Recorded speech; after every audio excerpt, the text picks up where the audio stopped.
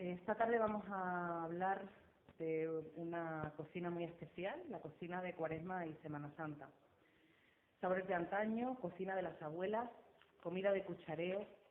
La Cuaresma nos deja olores y sabores únicos extraídos del recetario que marca la tradición cultural y religiosa para volver a degustar platos que a lo largo de la historia se han ido consolidando en nuestra cocina.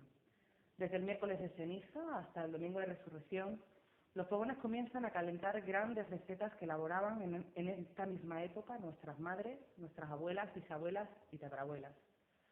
Es la cocina de Cuaresma y Semana Santa, una cocina que deja a un lado la carne más jugosa para otorgar protagonismo a platos elaborados con verduras, legumbres y pescados. Es el protagonismo de la cuchara. Los potajes y platos elaborados con espinacas, los garbanzos y el bacalao copan de forma amplia nuestras mesas con sus diferentes modos de elaboración: guisos, fritos, ensaladas, potajes, platos al horno. Pero si la cuchara es protagonista principal, no debemos dejar atrás los bocados más dulces que con tanto cariño se elaboraban en hornos, casas, conventos, las torrijas, los coquillos, las perrunillas, todos con sus variadas influencias culturales y sus diversas técnicas culinarias, constituyen un rico bocado en el que se deleitan los paladares más exquisitos. Para hablarnos de todo ello, esta tarde está aquí con nosotros, tú lo conoceréis mejor que yo, Valentín Domínguez. Él se define como un maestro de escuela jubilado, un bloguero cocinero. Un bloguero es una persona que escribe sus propias experiencias a través de una plataforma de internet. Hoy en día, pues, ser bloguero es muy de moda y si además te dedicas a la gastronomía, estás en las últimas tendencias. Además, es coordinador de la sección de gastronomía del Ateneo. Es colaborador gastronómico de Cadena SER, participa en uno de los programas más importantes de gastronomía de la Cadena SER, se llamaba Hoy por Hoy. Hoy por Hoy, bueno, en Hoy por Hoy. Además participa también, colaborador gastronómico con Digital Extremadura y con la revista del Ateneo. Es un estudioso, más que estudioso, él se define como curioso de la historia de la alimentación. Sobre todo esa parte que conforma la historia, que son las anécdotas, que al final es lo que realmente queda en el pozo. Y además añade que aprendió a cocinar con su abuela hace ya más de 50 años, con lo cual la trayectoria en los fogones, aunque sea amateur, es bastante importante.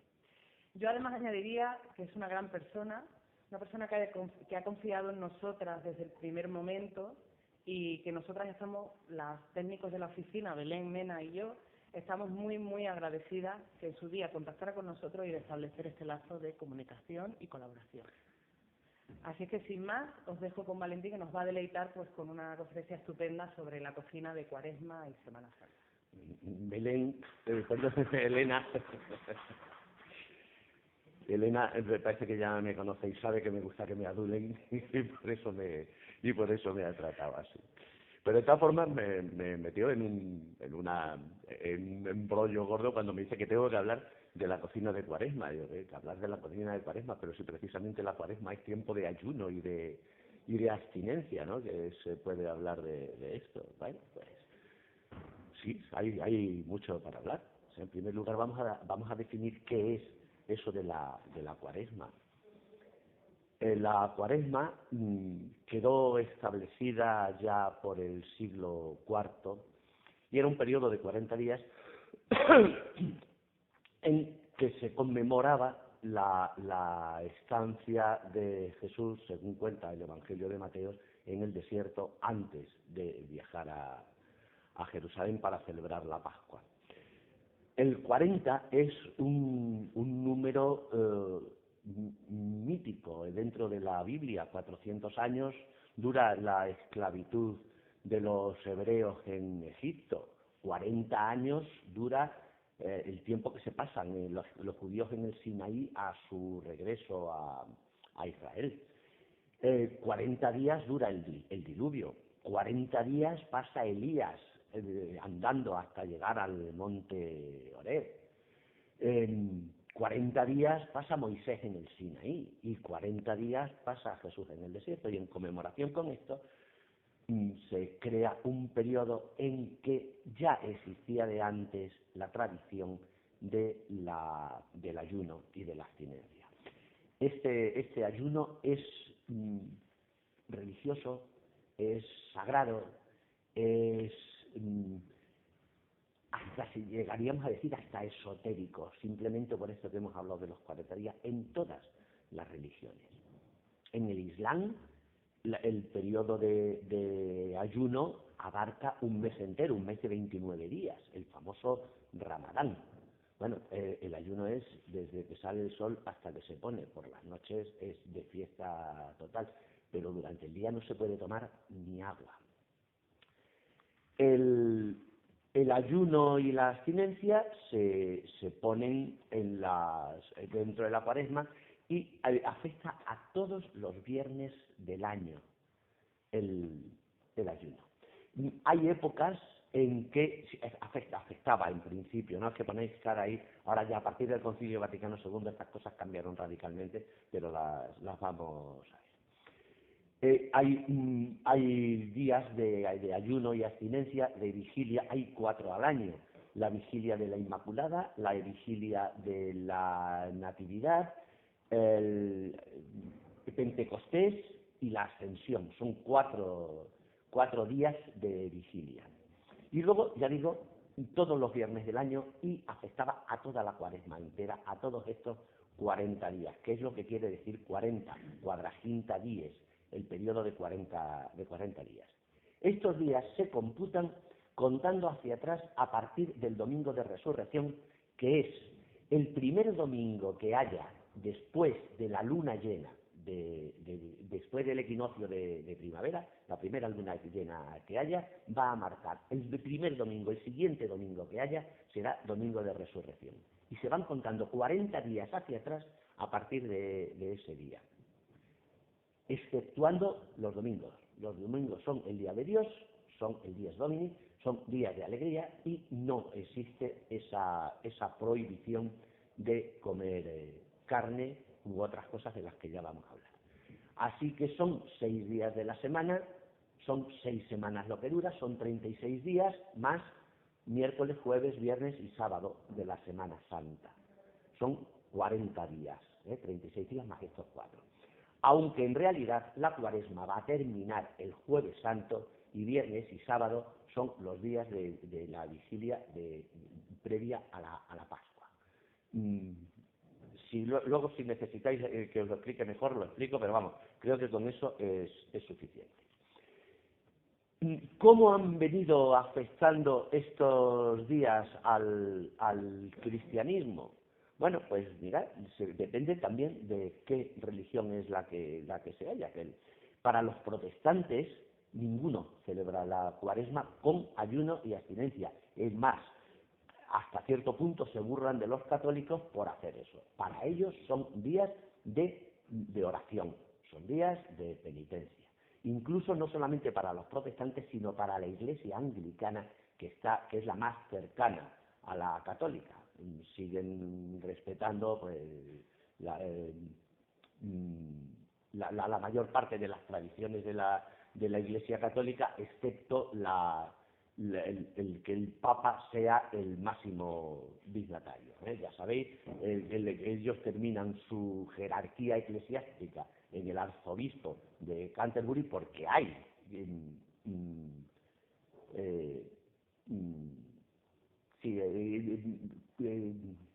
jerarquías, me salió la palabra. Hay jerarquías eclesiásticas, pero ellos se termina ahí. Y el jefe supremo de la Iglesia anglicana es el rey. Bien, pues ellos tampoco tienen ayuno y abstinencia. Lo único que recomiendan es lectura de la Biblia, la lectura pensada, la lectura razonada y la lectura meditada de la Biblia. Solamente católicos y ortodoxos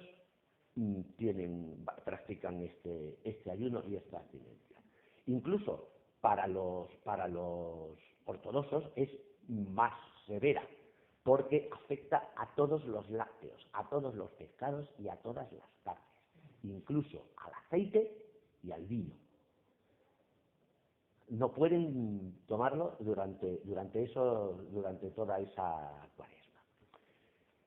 En la Iglesia católica ha habido cambios, ha habido épocas en que las grasas animales se podían utilizar. En realidad era porque se guisaba con ellas. El aceite de oliva servía para alimentar las lamparillas, para el alumbrado nocturno, como lubrificante, etcétera.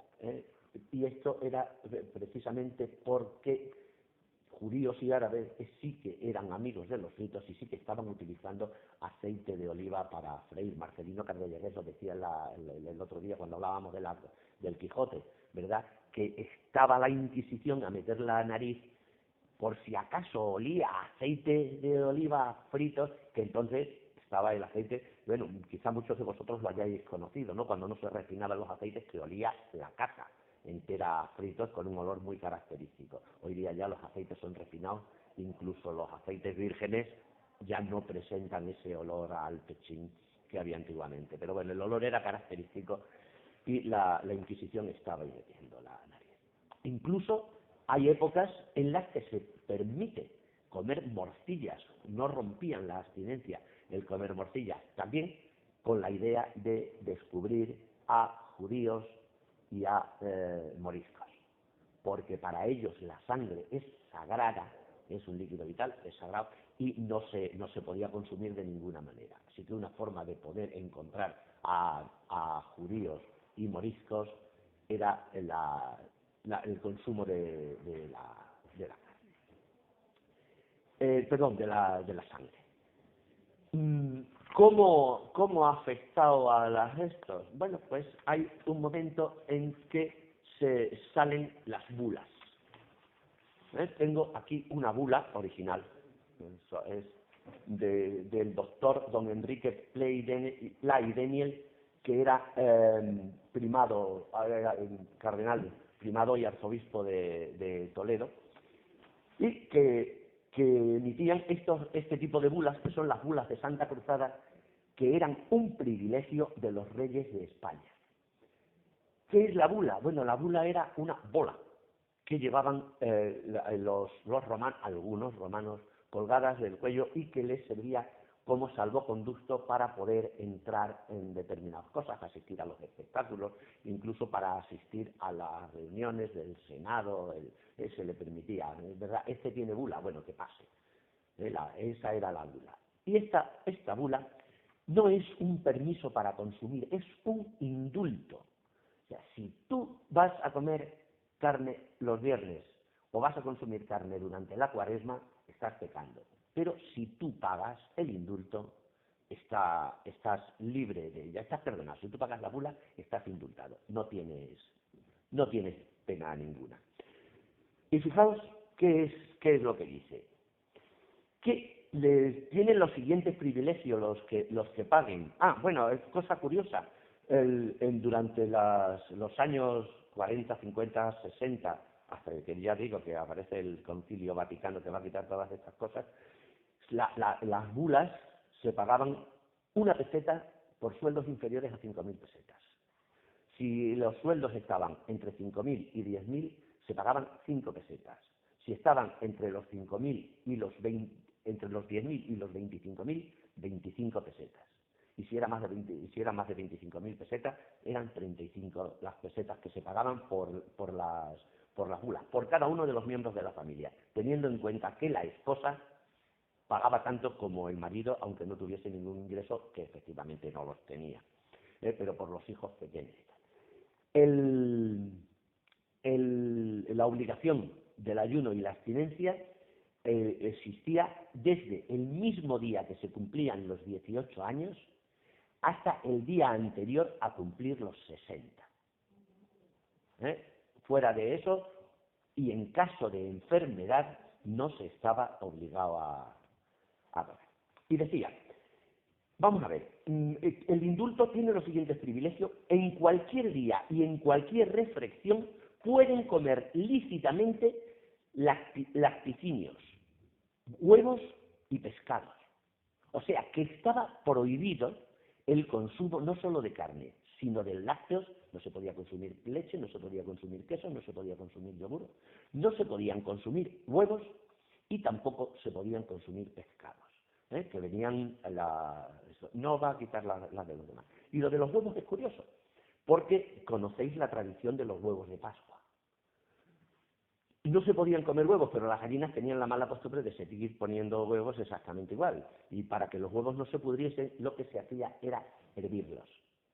Normalmente se hervían a la forma judía, se les ponía unas cáscaras de cebolla en el agua de cocerlos y esos huevos se quedaban teñidos de un color marrón, los famosos huevos aminados de los judíos. Y para saber también cuáles eran, se les hacían unas marcas, se pintaban con alguna cosa, entonces no había rotuladores ni historias de estas, pero se marcaban con pintas y cosas así, se solían marcar los huevos. Y había quien se entretenía en decorarlos, no solamente en ponerles una señal, sino en hacer una serie de grecas y de dibujos geométricos alrededor del huevo, o incluso de pintarlos de colores. Y luego ya, el domingo de resurrección, salían todos aquellos huevos de Pascua.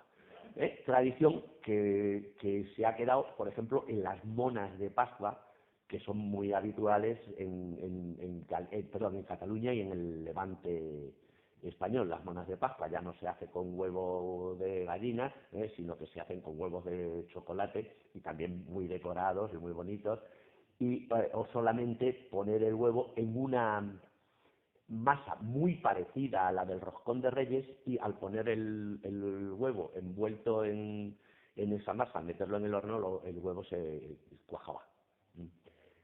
Por ejemplo, yo en Garrovillas he comido los bollos preñados, que se hacía con masa de pan y se le ponía el huevo dentro y entraban en eso. No sé si sigue existiendo, ya no existirá esa tradición.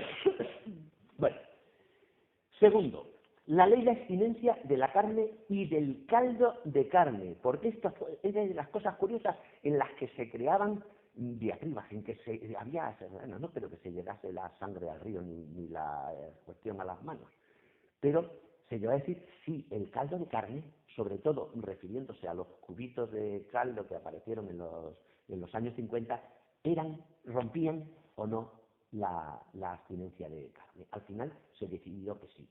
Y luego, cosas curiosísimas, las ranas. Oye usted, ¿la rana es carne o es pescado?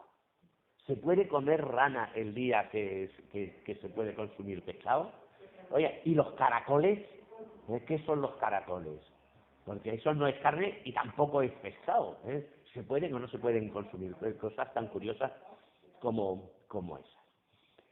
La ley de abstinencia de carne y de caldo de carne obliga solamente los viernes de Cuaresma. En las vigilias de Pentecostés, Inmaculada Concepción de la Virgen María y la Natividad de nuestro Señor Jesucristo. Curiosamente, esa vigilia de la Natividad pasaba al primer domingo, el primer domingo no, sería el sábado de Adviento. Para no te van a quitarlo de comer el día de Navidad, precisamente, o el día de Nochebuena. Así que se le da marcha atrás y ya está.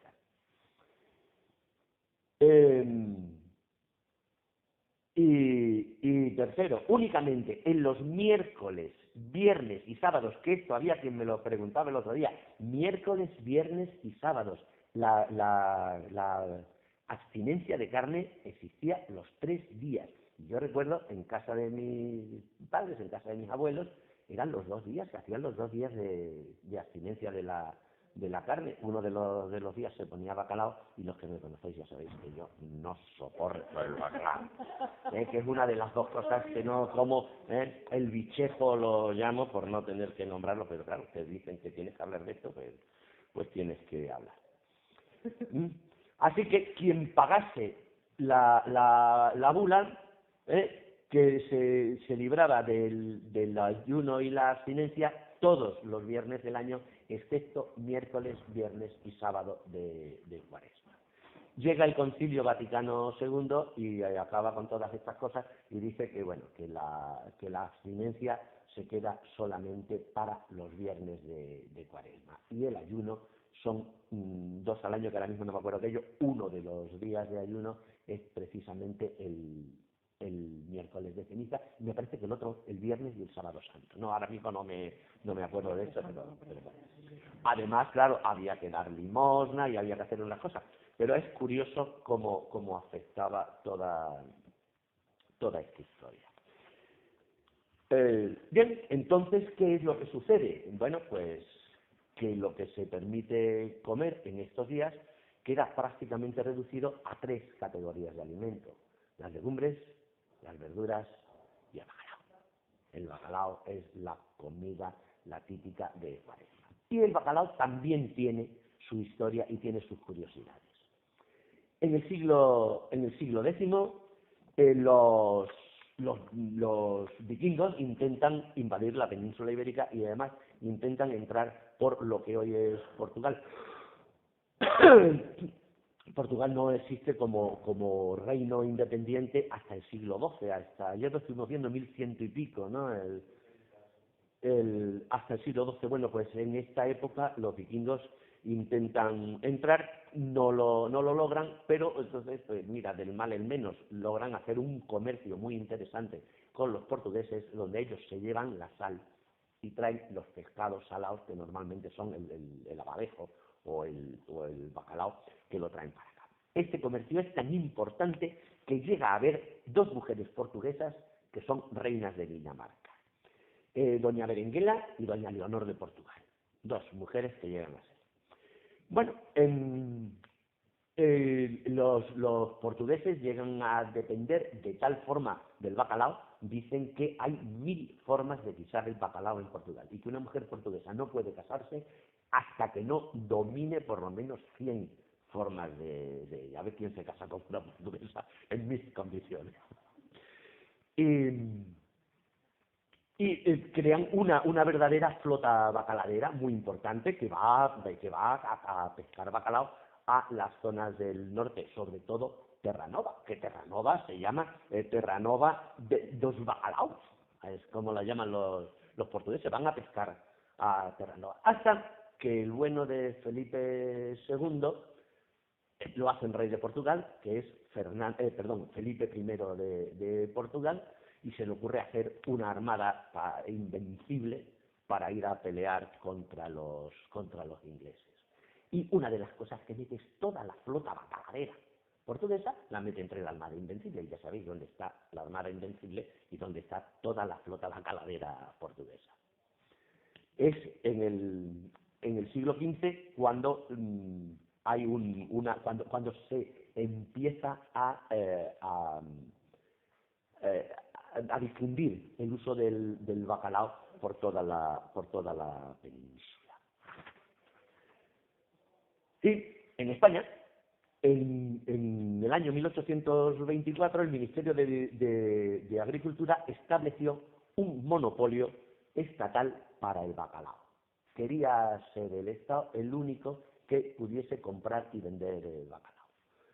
Pero bueno, así que había determinadas gentes que lo que hacían era un contrabando de bacalao a pequeña escala. Pero un tal don José María Gurtubay, que es un pequeño comerciante bilbaíno, pide que manda un telegrama a sus proveedores ingleses que dicen: el primer barco que vaya a pisar Bilbao, que me traiga 100 o 120 bacaladas para esto. Bueno, pues no le puso acento a la O y salió 1.120.000 bacalaos. Y el primer barco que llegó a Bilbao se presentó con 1.000.000 de bacaladas. ¿Y ahora qué hago yo con esto? Pues claro, meterlo en almacenes. Pero la Santa Providencia, que es muy sabia, se le ocurrió que en la Primera Guerra Carlista Bilbao fuese sitiada. Se le puso sitio a Bilbao por tierra y por mar. Y aquí se quedaron sin poder comer nada.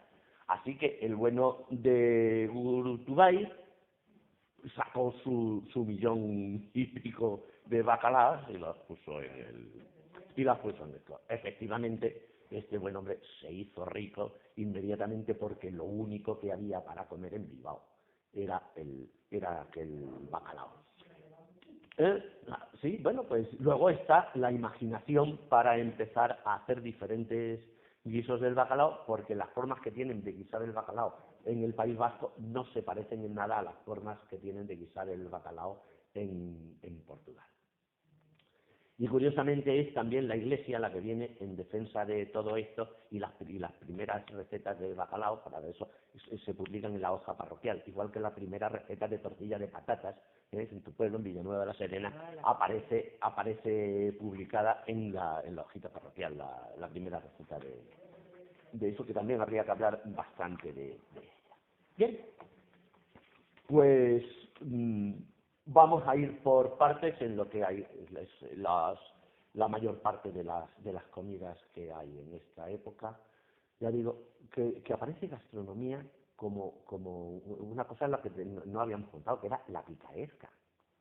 Fijaos que no está prohibida ninguna bebida, ni siquiera las alcohólicas, solamente está limitado el consumo de bebidas alcohólicas los días de ayuno. Los demás días no hay prohibida ninguna bebida. Así que cuando viene el chocolate a traer, es una cosa que se bebe, es una bebida. Así que se ponían de chocolate como no os podéis ni imaginar.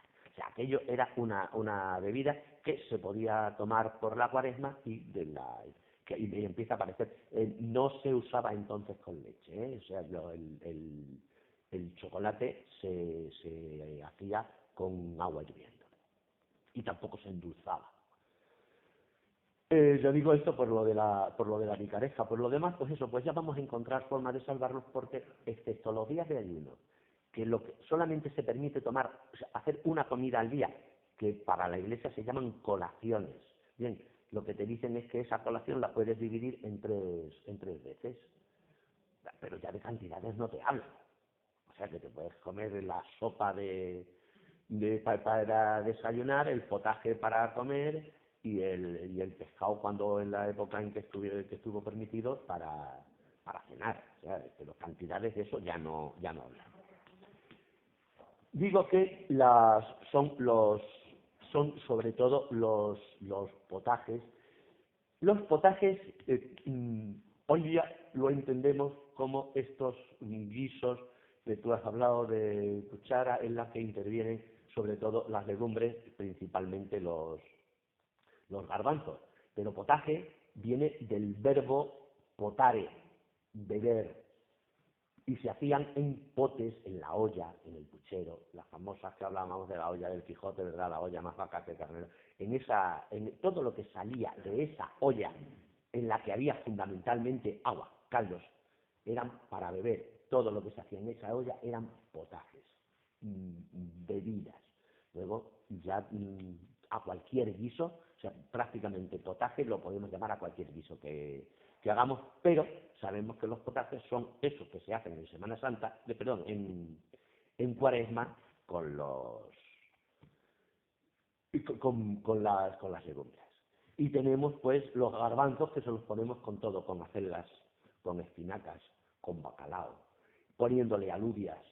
En la zona donde nosotros hemos vivido tantísimo tiempo, en la zona de la comarca trujillana, se le echan unas verduras cogidas del campo que se llaman romazas, que es una acelga salvaje, con alubias y huevo duro, con alubias y arroz, con garbanzos, con alubias y arroz, con muchas de estas cosas. Y sin embargo los guisos que hay son muy poquitos, muy poquitos. Los más sabrosos son precisamente los que van a venir de Andalucía, se le pone un poquito de pimentón, etcétera. Y hay recetas curiosísimas. En Trebujena, en la provincia de Cádiz, existen los garbanzos como conejo, que es el guiso que se le ponía que se utilizaba para guisar el conejo. En vez de eso se le ponen garbanzos al guiso. Son los arroces. Los arroces con cardillo, los arroces con... ¿cómo lo llaman? ¿Cómo lo llaman a los cardillos los andaluces? Las tagarninas. El arroz con tagarninas. En esta época, porque claro, de lo que tenemos que tirar es de lo que hay. Pescados de río no van a aparecer en absoluto en las comidas de de ahora. Los peces de río están dormidos, o sea, ahora no hay pencas, ahora no hay carpas, ahora no hay lucios, ahora no hay ninguno de los pescados de río. Tienen que ser pescados que venían de las costas. Una paella de verduras que los llaman arroz viudo, igual que hay unas patatas viudas, también típicas de ahora de la Cuaresma. Y luego está el famoso arroz con patatas y bacalao, que todo el mundo dice que está riquísimo y del cual yo ni siquiera quiero tener memoria, porque habré llorado. Cara, sí, sí. Y además es bastante tradicional aquí en Sí, Cáceres. sí, sí, bastante El arroz con tradicional. patata y bacalao es muy tradicional de aquí de Cáceres. Guisos con patatas, pues existe también esos muy curiosos como el empujado, que es un guiso que se hace con patatas y calabaza, igual que se hacen las patatas fritas, cortadas en láminas y fritas con un poco de ajo y luego dejándolas cocer. Las famosas patatas viudas, que es nada más que las patatas con chorizo, perdón, con pimiento choricero, que son eso, y con que al final se le pone un machadito de ajo y a veces con perejil. Frite de patatas, que era como lo llamaba mi suegra, y que vamos, que están. Y otro de los guisos que aparece, este más en Málaga y que en otros sitios, que es patatas como con carne. Sí, es el mismo guiso que se hacía las patatas con carne, pero sin carne. De eso da lugar a chistes, ¿no? ¿Eh? Y luego otra de estas que aparecen con frecuencia, que son las patatas a la importancia. ¿Lo sabéis? Las patatas se cortan en rebanadas, se rebozan, se hacen a la romana, vamos, en harina, solamente en harina, y se fríen y luego después se guisan con una... Sí, con un sofrito, no, pero es que tiene un nombre que lo tengo, pues, sí, sobreusa, lo llaman en Andalucía al guiso que sobreusa. Sí, que es un guiso de cebolla, ajo, al que se le pone azafrán, y es una especie de salsa verde, pero que no es verde porque se le ha añadido el azafrán al cocimiento. Y sobreusa se utiliza mucho, por ejemplo, para esas obras de pescado que hay rebozado, del bien me sabe, de los pescados rebozados, que también se utiliza aquí en Extremadura mucho para la coliflor rebozada, que se pone en estas. Bueno, pues ese tipo de salsa la llaman sobreusa en Andalucía. Bueno, alubias ahora ya se utilizan un poquito más, tradicionalmente no, porque las alubias vienen de América, y no se agregan, no se empiezan a consumir hasta bien entrado el siglo XVII, incluso XVIII. Las patatas no entran hasta el XIX y los tomates tampoco empiezan a comerse hasta el siglo XIX. Así que el gazpacho de tomate que se conoce no es relativamente moderno. Las alubias, ya digo, pocas, pero que ahora se agregan a muchos de los potajes. El arroz el potaje de arroz de garbanzos, aquí lo comemos mucho con judías. Se utilizan las dos clases de esto. Y judías, ya también os conté que era un nombre que le habían puesto para ofender, o sea, un nombre ofensivo hacia los judíos. Entre las hortalizas están la sopa de coliflor, un brécol con queso que más que en la cocina tradicional española aparece en la cocina tradicional de algunos sitios de Inglaterra. Se utiliza quesos azules. Y, bueno, la berza de resurrección típica de Chiclana no es nada más que un cocido al que se le pone, que se le agrega, en vez de poner col normal, el repollo, lo que se le pone es berza, pero vamos, que tiene todos los elementos del cocido, pero lleva pimentón también. El esgarraet valenciano, que es nuestro zorongollo, o si queréis la escalivada catalana, a la que se le añaden pedazos de bacalao, en este caso sin desalar. Se le ponen pedazos de bacalao, tiras de bacalao, hombre, sin desalar, simplemente limpia la sal. Este bacalao sin desalar también se le pone en Murcia a una ensalada de naranjas que hacen con naranja, cebolla, y que se le agrega a esto.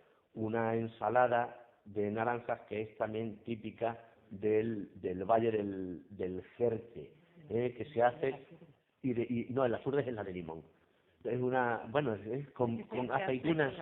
Sí, no, la del Jerte es con las aceitunas y las cebolla y huevo duro. Pero la del Azurde se hace también con naranja o limón. El huevo frito y el chorizo. Sí, pero no es de Cuaresma, ¿eh? No, es el limón jurdano. Las verduras son típicos los revueltos. Hay revueltos de todo. Revueltos de cardillos, de tagarninas,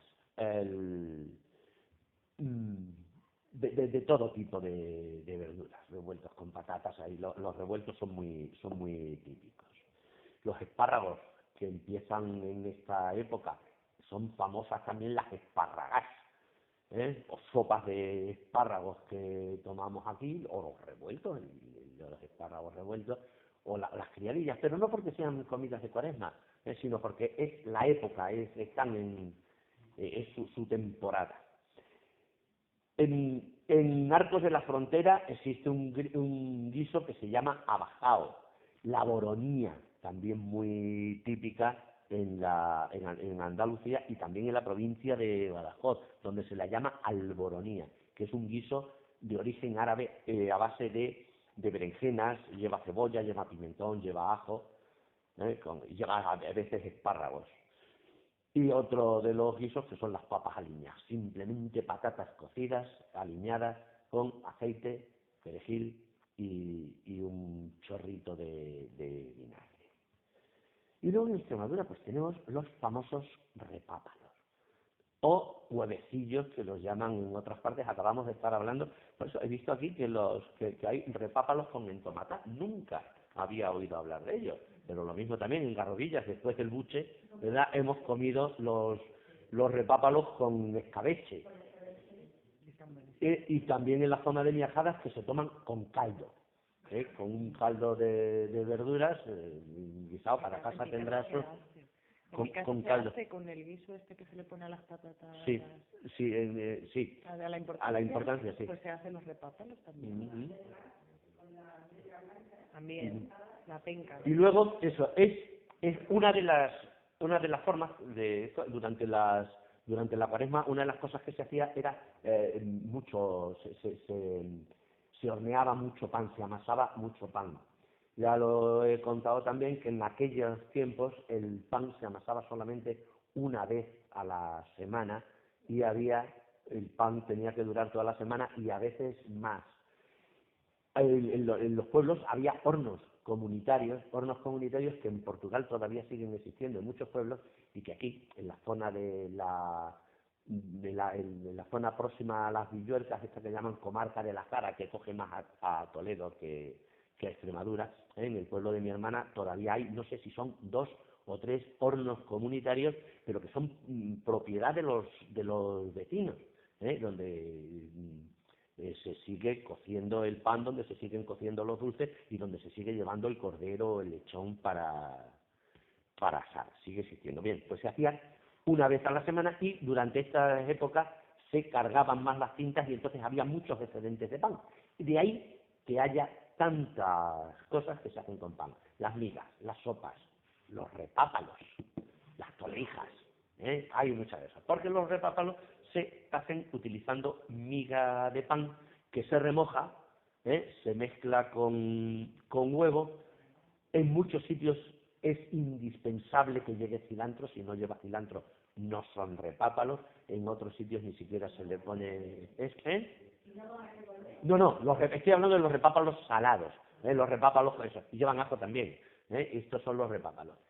Se pueden freír o se pueden cuajar en el caldo en que se van a comer. Es normal que se cuaje. Y luego, claro, está, ya cuando hablásemos de los postres, los habríamos metido. Y esto, ya digo, son típicos de Extremadura. Y entre los pescados, bueno, aparte ya, como hemos dicho, que el bacalao es el rey, que se pone de miles de formas. Una de las más típicas son las pavías. Ya sabéis cómo es, que es el bacalao, una vez salado, se mete en una pasta orly, se fríe y luego se come con un pimiento morrón por encima, o sin él, pero vamos, que se le llaman pavías a ese bacalao frito de esa forma. En Málaga son típicas las migas de pan a las que se le añade bacalao. En Extremadura es fácil verlas con sardinas, por ejemplo, aunque hay muchas formas. En Cataluña aparece una coca, que es la coca enramada, que se hace con pimientos y arenques, pimientos asados y con sardinas arenque. En Vélez, Málaga, hay un guiso típico que es el ajo bacalao, que es una especie de salmorejo al que se le pone el bacalao, este sí desalado, migao hecho tiritas, que se desmigado con las manos y que se le ponen encima. Por supuesto, los puristas dicen que tiene que ser a base de mortero muy, muy machacadito. Las tortillitas de bacalao, las famosas tortillitas de camarones, que en este tiempo lo que se hacen es con bacalao, con sobreusa, como ya he dicho, que es esa salsita amarilla, y una de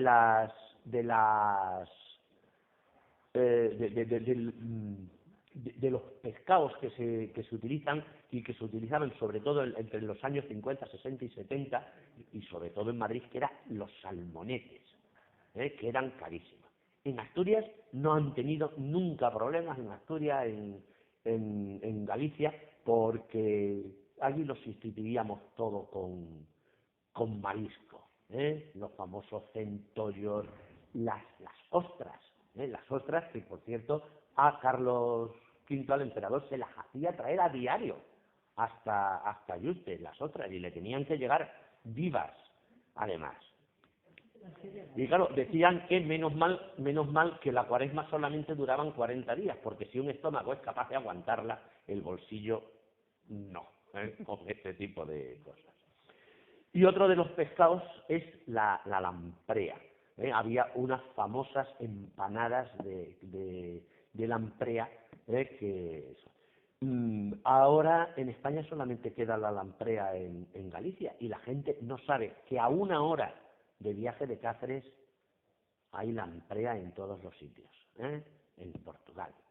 En todo lo que es la zona del Tajo suben la lamprea, y además empiezan a subir precisamente ahora con el principio de la primavera, y os encontráis lamprea en Castelo Branco, en Alpayao, en Nisa, ¿cómo se llamaba el pueblecito aquel pequeño?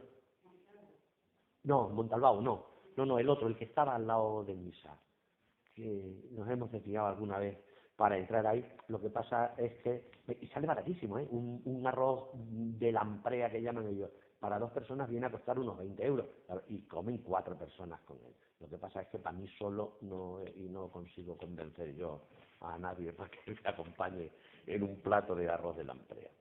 Y luego, lo que tú decías, los postres. Muy típicas aquí en Extremadura, las croquetas de arroz con leche. Se llevaban croquetas de arroz con leche. Y he hablado con mucha gente que las hacía igual.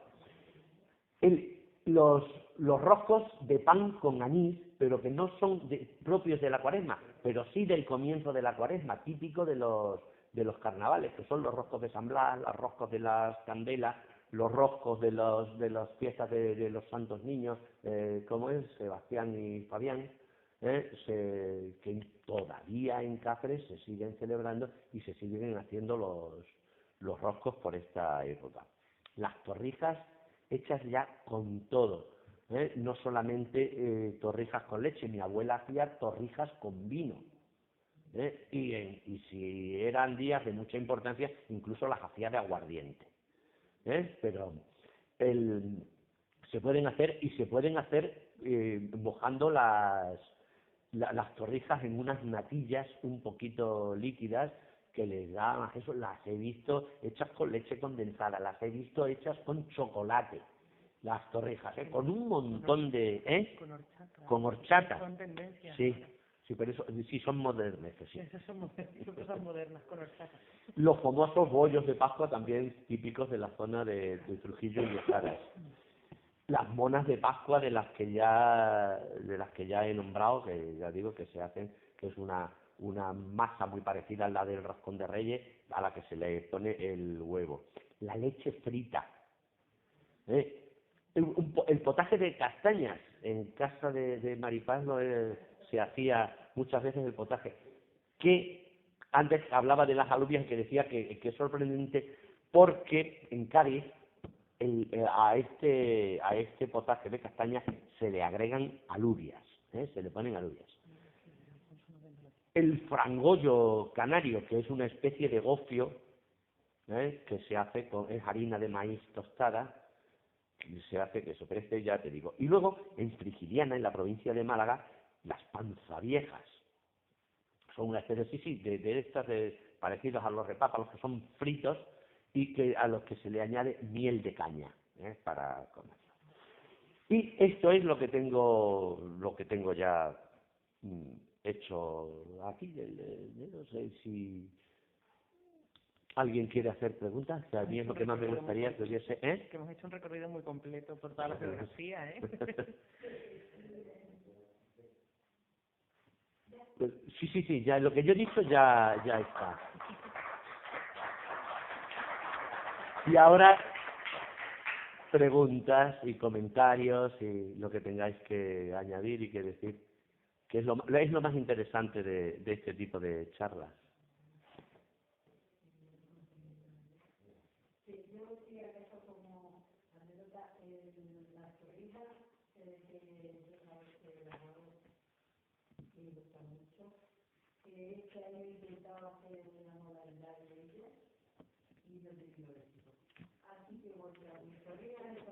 ¿Y qué es lo que le pusiste? Sí, sí.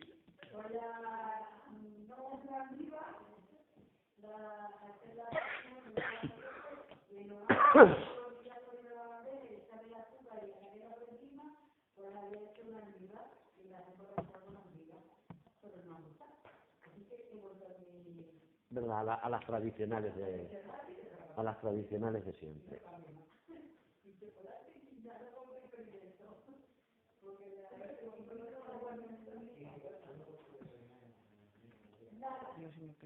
Sí. ¿Eh? Sí. Y con miel. Con miel también. Sí. Bueno, las torrijas no solamente son típicas españolas, también existen en Francia lo que llaman el pan perdu, y las crocs. Pero bueno, las crocs son rellenas, se les pone dentro jamón o queso o algo, y es lo mismo, un pan que se moja en agua, generalmente en leche, se le puede mojar también en algún líquido, vino con agua, y luego se rebozan en huevo y se fríen. Esas son las crocs.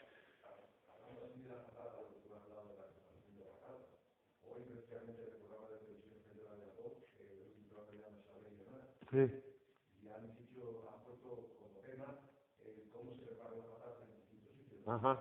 Y entonces, en uno de ellas ponía patata revolcada. Sí. La patata revolcada.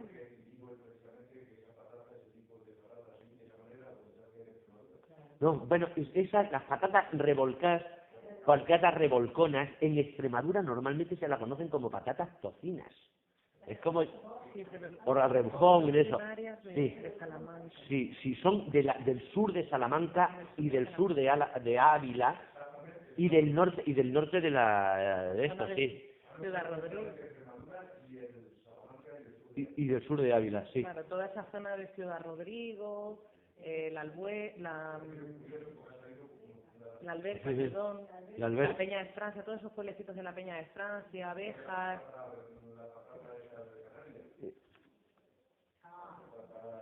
Sí. Las papas arrugadas. Papas arrugadas. Sí, sí, sí. Ujú. Muchas.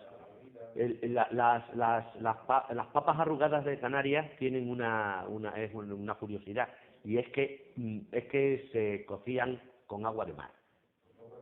Se cocían con agua de mar. Y entonces, para que no cogiesen demasiada sal, el agua se vertía en poco tiempo antes de que estuviesen hechas, y acababan de hacerse en seco, sin parar de remover la olla. Esas son las papas arrugadas canarias.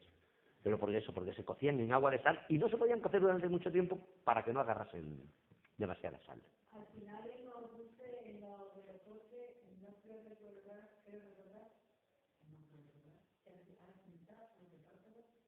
Los repápalos con leche, ¿no lo he dicho?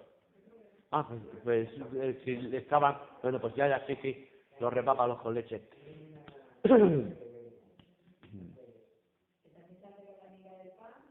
Los repápalos con miga de pan, sí, sí. No, no, sí, el cardillo, sí, sí, el cardillo. La garrina, sí. Sí, bueno, pues, ¿sabéis lo que son? ¿Sabéis qué son los cardillos esos? Los moriscos eran muy aficionados a cultivar el cardo, la planta de la alcachofa, que se llegaba a coger antes de que floreciese, ¿eh? Y cuando los moriscos se fueron, todos esos cultivos se quedaron abandonados. Y los cardillos que quedan es un asilvestramiento del cardo. Del cardo. Exactamente. Bueno, si no, en los alcaucíes, es que yo donde los he visto, que es una alcachofa silvestre, ha sido en ¿cómo se llama? Los montes al final de Cádiz, ahí en los Alcornocales, el Parque Natural de los Alcornocales. Allí hay muchísimas, y te los encuentras a la gente vendiéndolos en las gasolineras y sí, sí, sí, sí.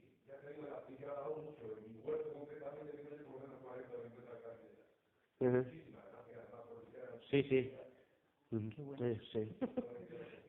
Bueno, ay, mi madre que lo hace así guisado con un poquito de pimentón y... Ay, eso está increíble. ¿Cuál? Sí, señor. Sí. Y No, pero el cardillo sí, no, el cardo aquí no se come porque no llega a coger el punto de madurez que coge ahí en Andalucía. ¿Eh? Pero en mi casa, como yo soy de Badajoz, sí se hace el cardo y el cardillo, se hace las dos. Sí, sí. El cardo sí. El cardo ya ahora ya viene, pero se cultiva mucho en la zona de Murcia, sobre todo por Navidades. Es una de las comidas típicas navideñas en la zona de la huerta, en Murcia, en Valencia, en Alicante, por ahí, el cardo. Yo sí quiero ver feliz a mi padre en la época de cardo. Ujú. Hay que traerle un cardo así de... Sí, sí, sí, claro. Si lo quiero ver feliz, un cardo. Sí, se le puede encargar a los fruteros, a vuestros fruteros, encargárselo, que los traen seguro, vamos. Bueno, sí, pero no es lo mismo.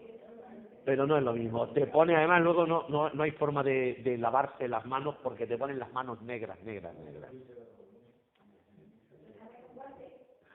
Sí.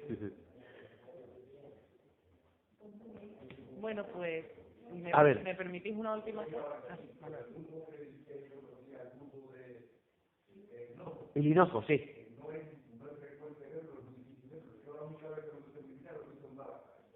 Pues mira, sí, el lunes en Eroski, te voy a decir, el que estamos aquí muy poquito, el lunes en Eroski había una bandeja entera llena, había cientos de eso. Sí, bueno, pues yo te digo que lo he visto ahí, pero que yo cuando lo quiero, normalmente he ido al Corte Inglés a comprarlo. Lo que pasa es que en el Corte Inglés sale bastante caro, me sale unos 3 euros el bulbo de hinojo, y en el Eroski estaban a 80 o 90 céntimos la unidad. Vale, pues ya sabemos más. Están entrando muchas verduras de estas extrañas, porque últimamente estoy yo consiguiendo en Lidl el pak choi, ¿eh? El chino. Luego te lo cuento. Ahora cuando salgamos. Bueno, pues simplemente una última cosa. Al hilo también de esta conferencia de la cocina de Cuaresma y Semana Santa, desde la capitalidad gastronómica hemos organizado una ruta de la tapa cofrade. El folleto acaba de salir esa misma tarde de imprenta, con lo cual lo traigo calentito, con una serie de establecimientos pues que van a ofrecer tapas y postres cofrades durante estos días de Semana Santa. Os traigo un ejemplar para que podáis también estos días de asueto, pues poder, si vais a salir y disfrutar de la Semana Santa tan singular que tenemos, pues que también podáis disfrutar de todos estos platos y exquisitos manjares que hemos estado hablando aquí. ¿Vale? Así que os voy a facilitar ahora un ejemplar. Y pues nada, muchísimas gracias por vuestra asistencia. Hemos sido poquitos pero bien avenidos, con lo cual pues os agradezco enormemente vuestro interés y vuestra asistencia esta tarde. Estamos deseando todos coger las maletas y el descanso. Pues un placer, de verdad, ¿eh?